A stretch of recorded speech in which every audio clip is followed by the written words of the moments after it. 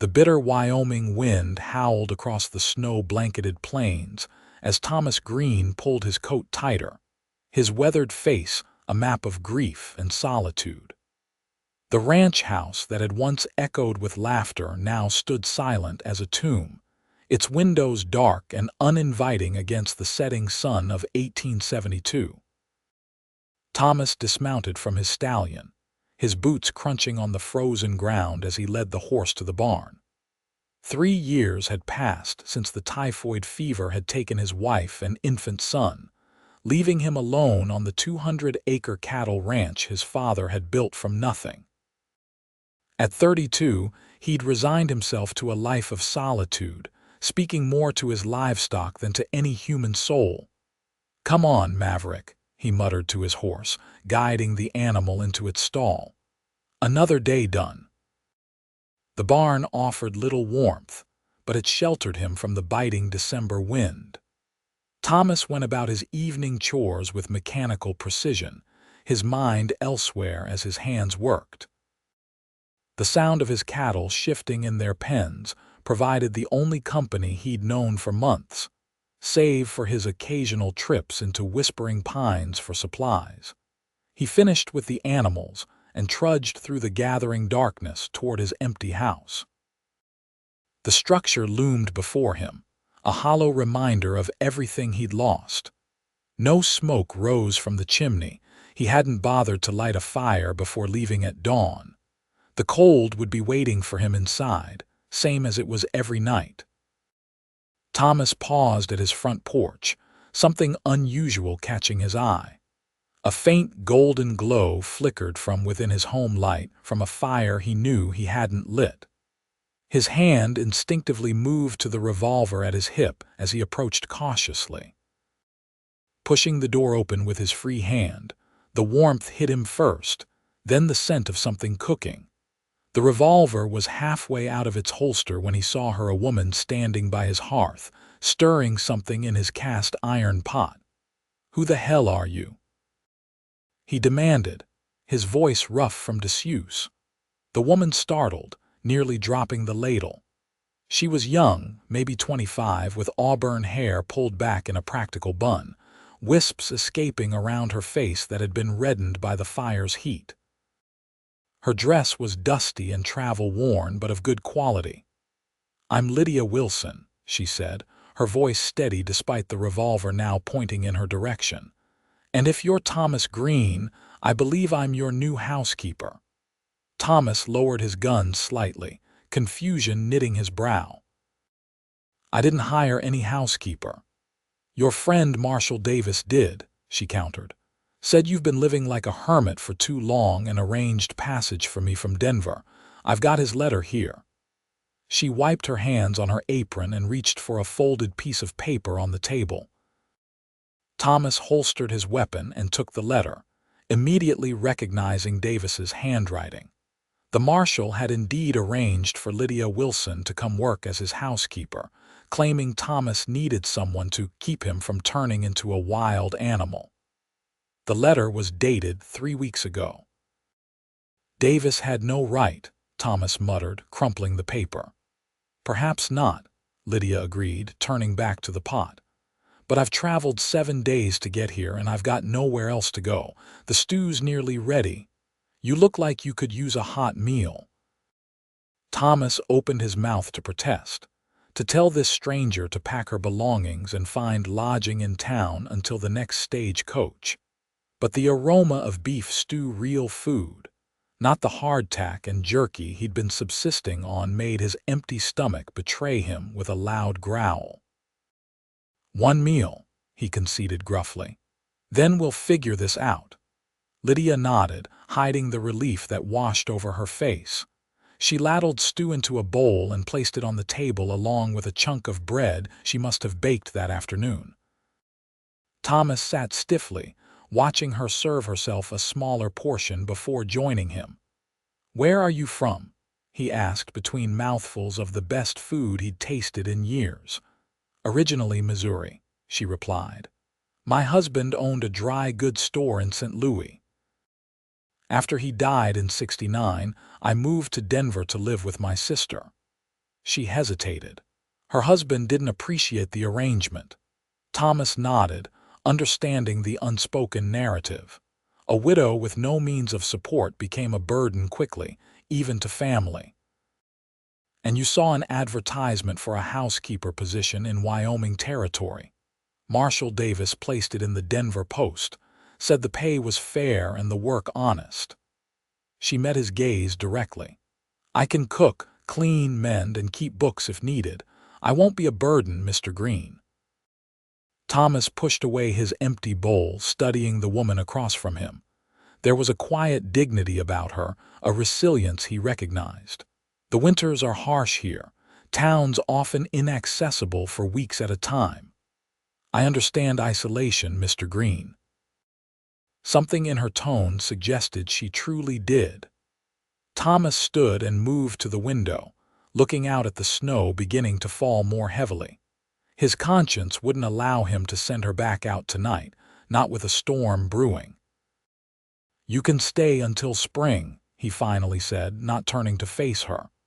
I'll pay what Davis promised, but understand this is temporary. Thank you, she said simply, rising to clear the dishes. Thomas nodded curtly and retreated to his bedroom, feeling oddly unsettled by the presence of another person in his home after so long alone. The scent of lavender and soap had replaced the musty emptiness, and the sound of dishes being washed filtered through the walls. He lay awake that night, listening to the unfamiliar sounds of someone else breathing under his roof, wondering what possessed Davis to interfere in his life this way. By morning, he'd convinced himself this arrangement would be disastrous. But when he woke to the smell of coffee and flapjacks, stepping into a kitchen warmed by the cookstove and brightened by clean windows that allowed the winter sun to stream in, Thomas found his resolve weakening. Lydia worked efficiently, not making unnecessary conversation, but answering his questions about her journey west with thoughtful responses. By midday, Thomas had retreated to the barn, finding the woman's presence in his home unsettling not because it was unpleasant, but because it stirred feelings he'd long suppressed. Feelings of longing for companionship, for the simple comfort of another human's presence. The days fell into an uneasy pattern. Thomas would rise before dawn, do his morning chores, return for breakfast that Lydia had prepared, then spend as much time as possible outside tending to his cattle and property. They would share a quiet supper, exchange minimal pleasantries, then retire to their respective rooms, Thomas to his bedroom and Lydia to the small guest room that had once been intended for the children he and his wife never had the chance to raise. A week passed this way. Then, too, the Christmas season arrived, and one evening Thomas returned to find Lydia had fashioned a small wreath of pine boughs and hung it on the front door. He said nothing, but the sight of it gave him a strange pang. He hadn't observed Christmas since his family died. That night at supper, Lydia broke their usual silence. I thought perhaps we might have a special dinner for Christmas. I could make a pie with the preserved apples in the cellar. Thomas looked up from his plate, momentarily transported to another time when his wife had suggested the same thing their first Christmas together. Do as you wish, he said, more gruffly than intended. Lydia studied him, her green eyes seeing more than he was comfortable with. I lost my husband on Christmas Eve, she said quietly. Pneumonia took him quickly. I know something about dreading the holidays, Mr. Greene. Thomas set down his fork, surprised by her directness and the revelation. Typhoid, he said after a moment. My wife Sarah and our son. 3 years ago this February. It was the first time he'd spoken their names aloud in over a year. Lydia nodded, not offering platitudes or pity, just understanding. Sometimes, she said, the hardest part of grief is when others expect you to be finished with it. Yes, Thomas agreed, finding unexpected relief in her perception. Exactly that. A fragile connection formed between them that evening, built on the shared experience of loss. Thomas found himself lingering at the table after meals in the days that followed, listening as Lydia spoke of her life in Missouri and later Denver. She had a gift for storytelling, painting vivid pictures with her words that made him feel as though he'd walked the streets of St. Louis alongside her. As Christmas approached, the worst blizzard of the season descended on the ranch. Thomas spent 3 days battling the elements to keep his cattle alive, returning to the house exhausted and frozen. Each time, Lydia was waiting with hot coffee, warm food, and dry clothes. She never fussed over him, but her quiet attentiveness was a balm to his weary spirit. On Christmas Eve, Thomas returned from the barn to find the house transformed. Lydia had cleaned every surface until it gleamed, placed candles in the windows, and somehow managed to decorate a small pine tree she must have cut herself with popcorn strings and paper ornaments crafted from old newspaper. "I hope you don't mind," she said hesitantly when she saw him staring at the tree. "I wanted to make it special." Thomas removed his hat, suddenly aware of his mud-caked boots and snow-covered clothes. It's nice," he managed, feeling strangely moved by her efforts. "Let me clean up before supper." When he returned to the main room, freshly washed and wearing his one good shirt, Thomas found the table set with his wife's china that had been packed away in a trunk for years. Lydia had prepared a feast: roast venison, potatoes, fresh bread, and the promised apple pie cooling on the windowsill. "How did you manage all this?" he asked, genuinely impressed. Lydia smiled, and Thomas realized it was the first true smile he'd seen from her. It transformed her face, bringing warmth to her eyes and color to her cheeks. "I traded some of my needlework with Mr. Peterson when he came by with the mail last week. He was more than happy to part with a haunch of venison for a mended coat and some embroidered handkerchiefs for his wife." "You're resourceful," Thomas observed, pulling out her chair for her without thinking. The gesture of courtesy felt rusty but natural. "Necessity teaches quick lessons," she replied, smoothing her skirt as she sat. They ate by candlelight, and for the first time, Thomas found himself initiating conversation, asking about her family in Missouri, her childhood, her hopes before life had dealt its cruel blows. "I always wanted to teach," she confessed after her second glass of the blackberry wine Thomas had unearthed from the cellar. "But my father believed education was wasted on girls who would only marry and have children." "You regret it, marrying instead of pursuing teaching." Lydia considered this, her fingers tracing the rim of her glass. "I loved my husband. He was a good man. But yes, sometimes I wonder what might have been." She looked up at Thomas. "Don't we all have those wonderings?" Thomas nodded, thinking of his own abandoned dreams of exploring the Western Territories as a surveyor before responsibility brought him back to his father's ranch. "I suppose we do." After dinner, they sat before the fire, the conversation flowing more easily than Thomas could have imagined. As midnight approached, he found himself sharing stories of his own past: his childhood on the ranch, his brief time at university in Boston, the day he first met Sarah at a county fair. "She sounds wonderful," Lydia said softly. "You must miss her terribly." "Every day," Thomas admitted. "But tonight—" He paused, surprised by the realization forming. "Tonight is the first Christmas Eve since their passing that I haven't spent alone with a bottle of whiskey, trying to forget what day it is." Lydia reached across the space between their chairs, hesitantly placing her hand over his. "I'm glad for that, Thomas." It was the first time she'd used his given name, and something shifted between them in that moment. Thomas turned his hand beneath hers, their fingers intertwining with a naturalness that startled them both. The blizzard raged outside, but inside the ranch house, Something long dormant began to thaw. The days between Christmas and New Year passed in a different rhythm. Thomas found reasons to remain in the house, mending tack that could have waited until spring, cataloging supplies in the pantry, repairing loose floorboards he'd ignored for years. Lydia seemed to welcome his presence, often reading aloud from one of the few books in the house while he worked. On New Year's Eve, Thomas retrieved a bottle of fine bourbon he'd been saving for no particular occasion. They toasted the coming year, and as midnight approached, Thomas found himself standing closer to Lydia than he'd allowed himself before. "Incent." "Louis," she said, her voice slightly breathless as she looked up at him, "they say the person you're with at midnight is the one you'll spend the year with." Thomas felt his heart pounding as he looked down at her upturned face, illuminated by firelight.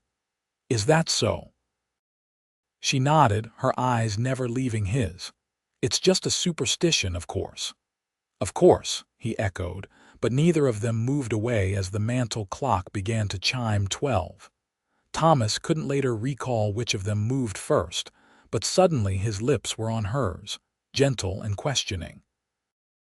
Lydia responded with equal tenderness, her hands coming to rest on his chest as his arms encircled her waist. When they parted, both slightly dazed, Thomas stepped back, suddenly uncertain. "I shouldn't have." "Don't apologize," Lydia interrupted. "Unless you regret it." "I don't," he admitted. "But this wasn't part of our arrangement." Lydia's smile held a hint of mischief. "Perhaps we should renegotiate terms." Thomas found himself laughing for the first time in years. "Perhaps we should." As January progressed, the bitter cold of Wyoming winter kept them largely housebound. Their relationship evolved with cautious steps, shared touches while passing in the narrow hallway, lingering conversations by the fire, and increasingly passionate kisses that left them both trembling with desire but respectful of boundaries. Neither was quite ready to cross. Lydia revealed more of herself during these intimate conversations. She'd lost a baby before her husband died, and the doctor had warned her she might never conceive again due to complications. Thomas shared his own fears that he wasn't meant for happiness, that loving someone new felt like betraying Sarah's memory. "You think she would want you to be alone forever?" Lydia asked one night as they sat side by side on the sofa, her head resting on his shoulder. Thomas considered this, his fingers absently stroking Lydia's hair. No, Sarah was too full of life to wish loneliness on anyone. He kissed the top of Lydia's head, but knowing that and feeling it are different things. "Yes," she agreed. "Time moves differently for the heart than for the mind." February brought a brief thaw, allowing Thomas to ride into town for the first time in weeks. Marshall Davis was waiting at the general store, a knowing grin spreading across his weathered face. "So the widow Wilson is still at your place," he remarked as Thomas loaded supplies onto his wagon. "Must be doing a fine job keeping house." Thomas shot his friend a warning look. "She's a good woman, Davis. Don't speak of her disrespectfully." Davis held up his hands in surrender. "No disrespect intended, just happy to see you among the living again." His expression turned serious. "She's brought you back from a dark place, Thomas. Anyone with eyes can see it." Thomas couldn't deny it. In the 2 months since Lydia's arrival, the ranch had become a home again. The rooms were warm and welcoming. Meals were shared with conversation instead of silence, and for the first time in years, Thomas found himself thinking about the future with hope instead of dread.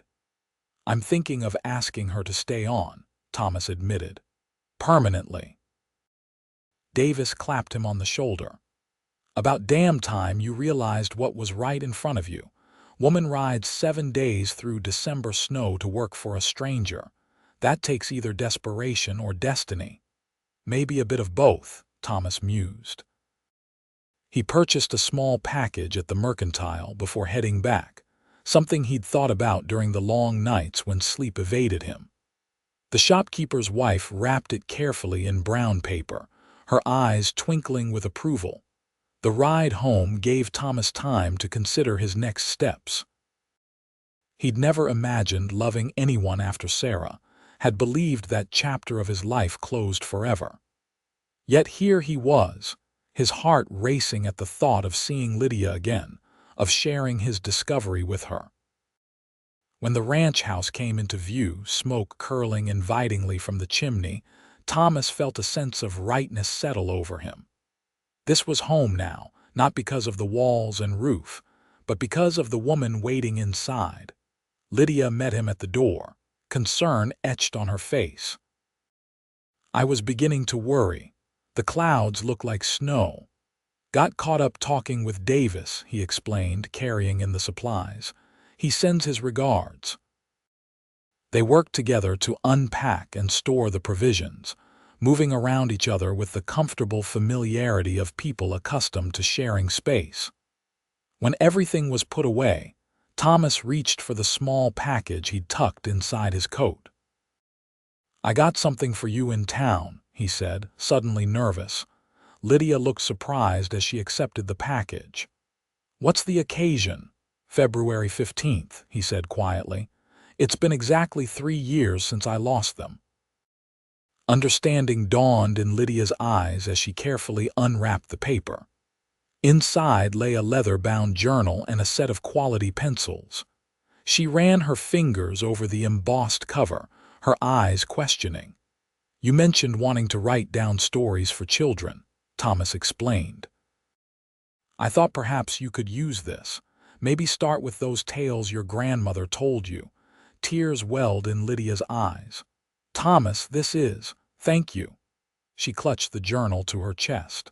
"But why today of all days?" Thomas took her free hand in his. "Because 3 years ago I thought my life was over. I thought this house would stay empty forever." He glanced at the hearth where a fire crackled merrily.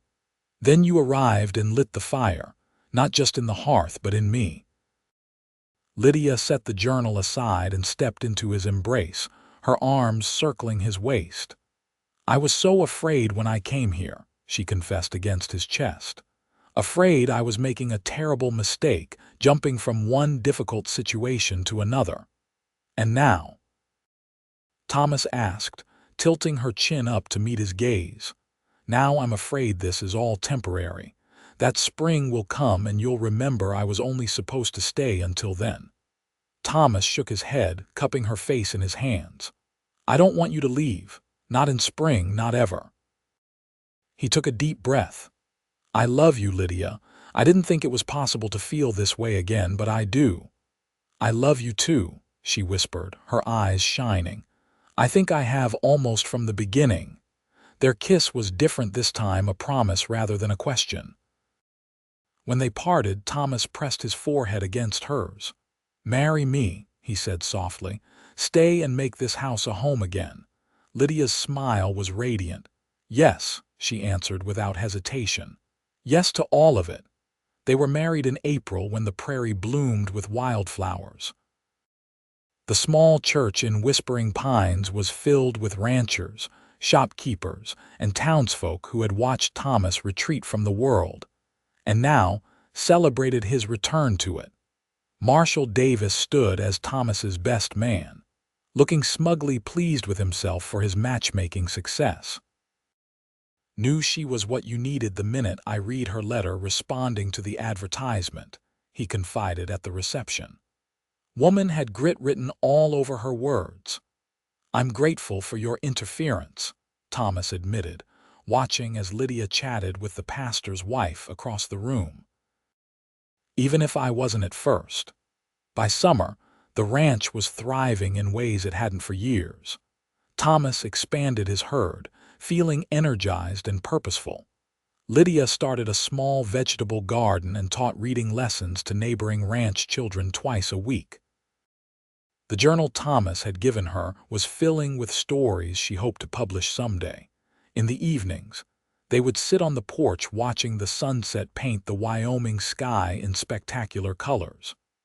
Sometimes they talked about their past lives and lost loves, finding healing in shared memories.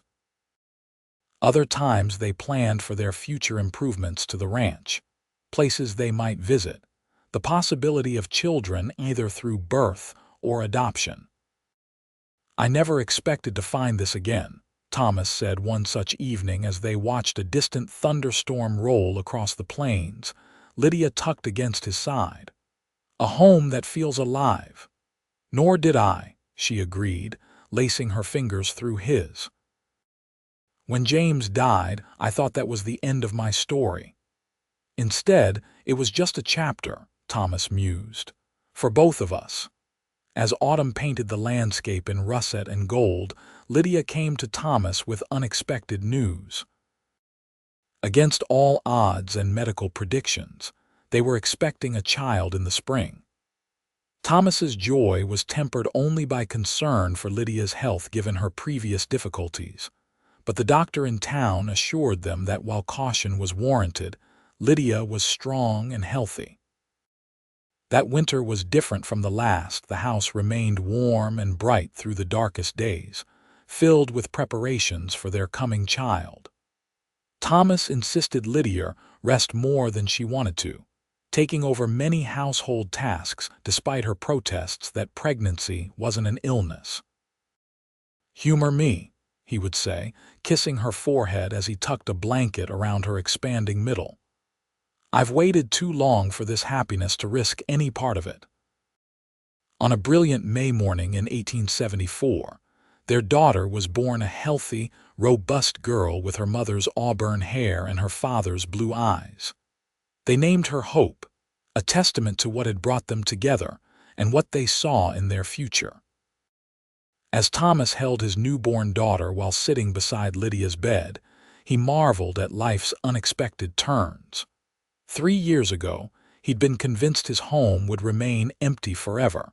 That happiness was something that happened to other people. Now the rooms echoed with new life and possibility. "What are you thinking?" Lydia asked, reaching out to stroke his arm. Thomas looked from his daughter to his wife, love overwhelming him. "I'm thinking about that day you arrived, how angry I was that Davis had interfered." He smiled ruefully.